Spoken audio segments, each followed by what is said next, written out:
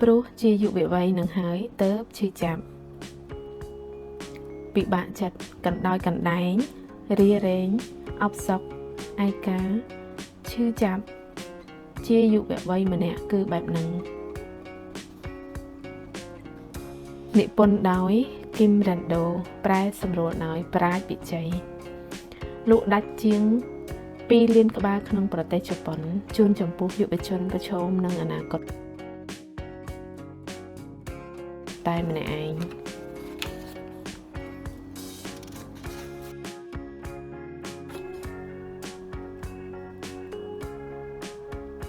EP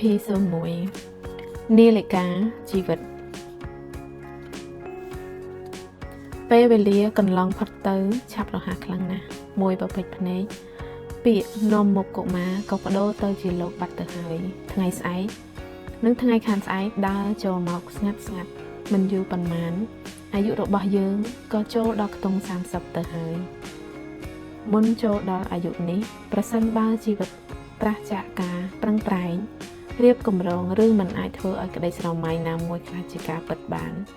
ជីវិតដែលពោរពេញដោយធម៌ពលនិងរលត់បាត់អស់ទីបំផុតធ្វើបានត្រឹមតែសោកស្ដាយពេលវេលាដែលបានអស់ទៅហើយព្រមចំណុះនឹងជីវិតដែលគ្មានលក្ខខណ្ឌចុងក្រោយវ័យ30ក៏ចាប់ផ្ដើមឡើង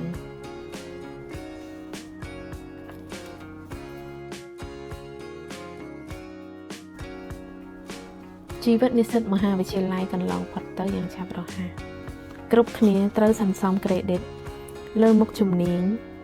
និងមុខវិជ្ជាផ្សេងដើម្បីអាចទទួលបានបរិញ្ញាបត្រក្នុងរយៈពេល4ឆ្នាំប៉ុន្តែនៅពេលបច្ចុប្បន្នការរកការងារធ្វើពោរពេញទៅដោយការប្រកួតប្រជែងយ៉ាងខ្លាំងចំណេះដឹងក្នុងរបងមហាវិទ្យាល័យតែម្យ៉ាងអាចមិនគ្រប់គ្រាន់ទើបមនុស្សជាច្រើនព្យាយាមបន្ថែមសមត្ថភាពនិងរកបទពិសោធន៍បន្ថែមដូចជារៀនបន្ថែមហាត់ការងារធ្វើការងារក្រៅម៉ោងនិស្សិតប្រុសត្រូវតែធ្វើទាហានចំណែកអ្នកប្រឡងចូលមហាវិទ្យាល័យមិនបានផ្អាកការសិក្សាឬក៏ផ្លាស់ប្ដូរជំនាញអាចប្រើពេល1ទៅ2ឆ្នាំបន្ថែមទៀតក្រោយពីរៀនចប់ក៏ត្រូវរៀនបន្ថែមដើម្បីត្រៀមប្រឡងជ្រើសរើសចូលធ្វើការឬទៅរៀនបន្តឯបរទេសពេលដឹងខ្លួនម្ដងទៀតត្រនិចនាឡិកាក៏ចង្អុលទៅលេខ3ទៅហើយ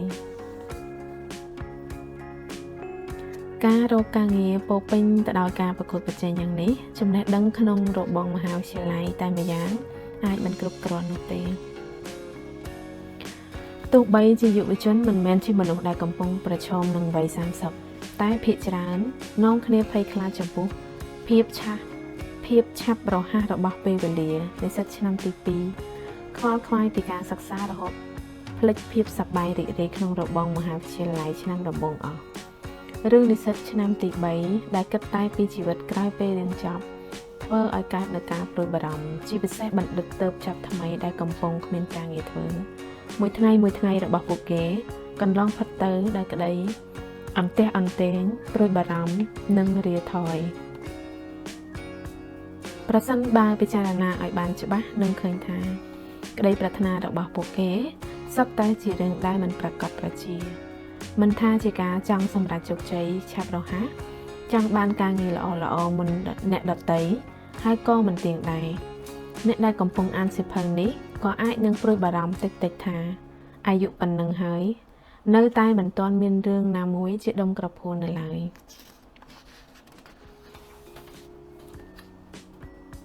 ក្នុងនាមខ្ញុំជាគ្រូម្នាក់ខ្ញុំបានសង្កេតឃើញថាយុវវ័យសម័យនេះ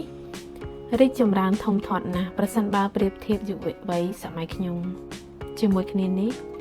ក៏នៅមានយុវវ័យមួយចំនួនមិនទាន់ធំធាត់នៅឡើយដែរអាយុ25ឆ្នាំជាពេលវេលាដែលមនុស្សឆ្លងផុតជាយុវវ័យនិងភាពសប្បាយរីករាយតាមបែបយុវវ័យមកស្ទើរតែគ្រប់អស់ហើយ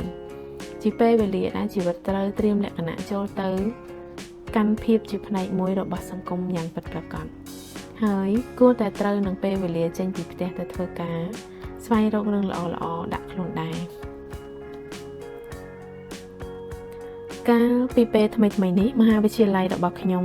បានរៀបចំពិធីជួបជុំនិស្សិតចាស់របស់មហាវិទ្យាល័យរៀនច្បងម្នាក់ដែលមានអាយុលើ60ឆ្នាំបាននិយាយប្រាប់ថាគាត់ចង់ធ្វើគ្រូរហូតមួយជីវិតប៉ុន្តែនៅសុករដ្ឋាភិបាលក៏ផ្លាស់ប្ដូរគម្រោងឲ្យមានការចូលនិវត្តន៍មុនកំណត់ទើបគាត់ត្រូវចូលនិវត្តន៍ដោយមិនបានត្រៀមខ្លួន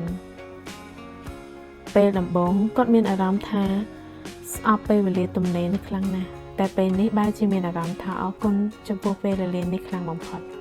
ព្រោះទើបតែដឹងថាវ័យចូលនិវត្តន៍មានជីវិតថ្មីដែលពោរពេញទៅដោយសេចក្តីសុខបង្កប់នៅជាមួយផងដែរគាត់អរគុណដែលបានផ្ដល់នឹងពិភពមួយនេះលឿនជាងមុន2ឆ្នាំខ្ញុំរំភើបចំពោះរឿងរ៉ាវរបស់រៀនច្បងម្នាក់នេះខ្លាំងណាស់ហើយរងចាំពិភពលោកថ្មីធ្វើដំណើរមកដល់ក្នុងថ្ងៃណាមួយនាពេលខាងមុខព្រោះព្រះអាទិត្យពេលល្ងាចម៉ោង6បញ្ចេញពន្លឺស្រស់ស្អាតបញ្ចេញពេលវេលាដតៃទេអាយុស្ថិតក្នុងវ័យនេះជាពេលវេលាជីវិតដែលទៅនឹងចាប់ផ្ដើមដូច្នេះអាចគិតថាកំពុងតែយឺតយ៉ាវប៉ុន្តែពេលវេលាមួយថ្ងៃបន្ទាប់ពីនេះទៅតែបន្តទៅវែងឆ្ងាយគ្មានថ្ងៃកំណត់អារម្មណ៍ដែលថាគ្រប់យ៉ាងហួសពេលទៅហើយមិនមែនកើតឡើងពីការពិតតែជាលទ្ធផលមកពីរូបភាពបំភាន់ភ្នែកដែលយើងសាងឡើងមកដោយខ្លួនឯងដូច្នេះទៅមិនគួររកលេសដើម្បីបញ្ចប់ការតាំងចិត្តនោះទេពេលនេះគ្មានអ្វីដែលហួសពេលនោះទេសូម្បីតែពេលវេលាតិចតួចតែក៏អាចផ្លាស់ប្ដូរគ្រប់យ៉ាងបានជានិច្ចរាល់លើកដែលគិតថានៅមិនទាន់ធ្វើអ្វីជាដងក្រពួននៅឡើយទេសូម្បីតែអាយុជិត60ឆ្នាំហើយសាកមកចាប់ផ្ដើមធ្វើអ្វីម្យ៉ាងដែលខ្លួនគិតថាមានប្រយោជន៍សម្រាប់ខ្លួនសម្រាប់គ្រួសារនិងសង្គមកុំខ្លាចអ្នកតាកាច់ក្នុងខ្សែភាពយន្ត Benjamin Button មានបទសន្ទនាមួយនិយាយថាក្នុងមួយជីវិតគ្មានអាយុណាមួយដែលលឿនពេកឬក៏ហួសពេកនោះទេ